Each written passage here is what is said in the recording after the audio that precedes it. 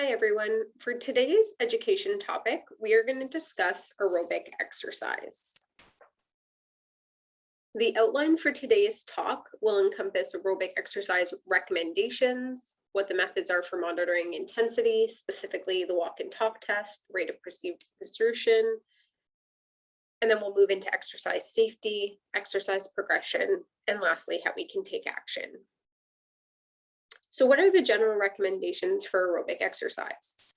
Well, we want to look at how often we should be exercising, which is usually 3 to 5 sessions a week.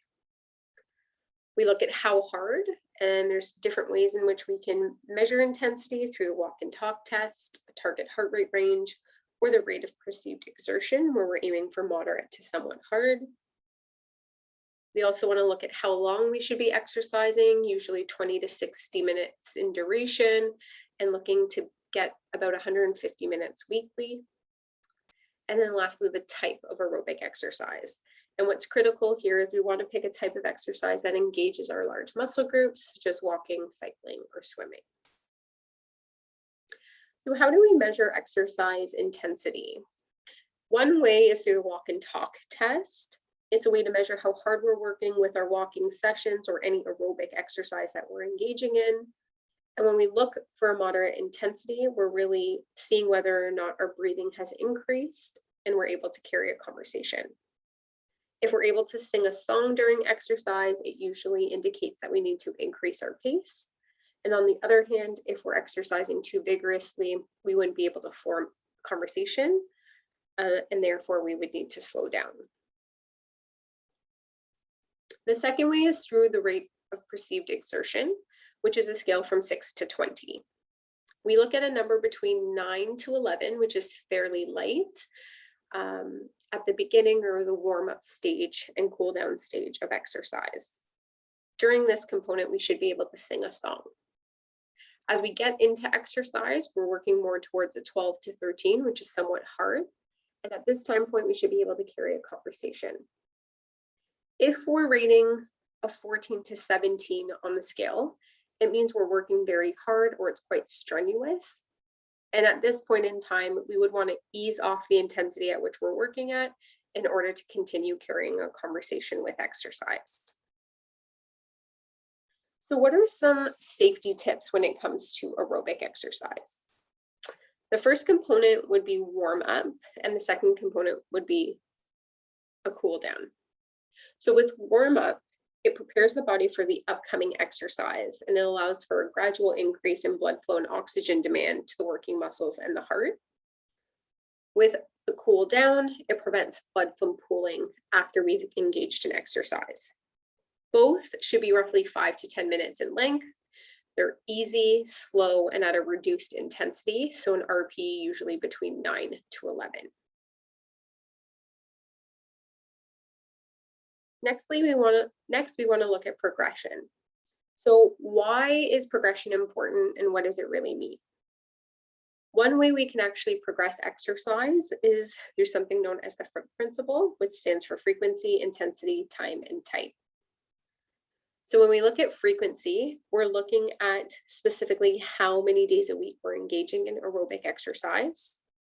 When we look at intensity, we're looking at the amount of effort. When we look at time, it's the duration at which we're engaging in exercise. And the type would be if we're looking at just walking, or are we starting to add in cycling or different domains. When we progress, we really want to only add one component of the FIT principle in at a time, just to make sure that we aren't taxing our body too much with the progression. So more specifically, if we looked at aerobic exercise and we looked at frequency, the general recommendation is 3 to 5 days per week. So you might start with 3 days a week and gradually work towards 5. Another way is through intensity. So we might want to increase the rate of perceived exertion. We might start closer to a 12 to 13 and work our way from a 13 to 14 if we're finding that the current pace we're working at isn't challenging our body enough. Another way is through time. So we might start with a 20-minute duration of walking and gradually work up to 30 or 40 minutes. and continuously achieving 150 minutes weekly, if not a little bit more. Lastly, it would be type. So mixing up the type of aerobic exercise or what we're doing in our routine, usually adding an upper versus the lower body aerobic exercise, or maybe a dual action exercise that allows you to engage both your upper and lower body at the exact same time. So now you might be wondering why progression is so important. And progression is important because it improves your overall fitness. It allows for a better quality of life and reduces cardiovascular events and just general health and well-being. If we exercise at the same level in intensity, duration, or frequency, we only maintain our current fitness level, and our body isn't able to adapt to new challenges. In other words, we want to ensure that our breathing, our heart rate, and our overall effort is gradually climbing. Therefore, it's important to improve our overall fitness levels so that our muscles can continuously have a challenge. So now that we've learned a little bit about progression, how do we take action? It starts by understanding our body and really knowing when we're ready to progress. We may no longer find our current exercise routine challenging, and that might be the first sign that we need a progression. Remember to progress one thing at a time, whether that's frequency, intensity, time, or type, and always be mindful about how you feel when you make these changes in order to benefit your health and daily activities.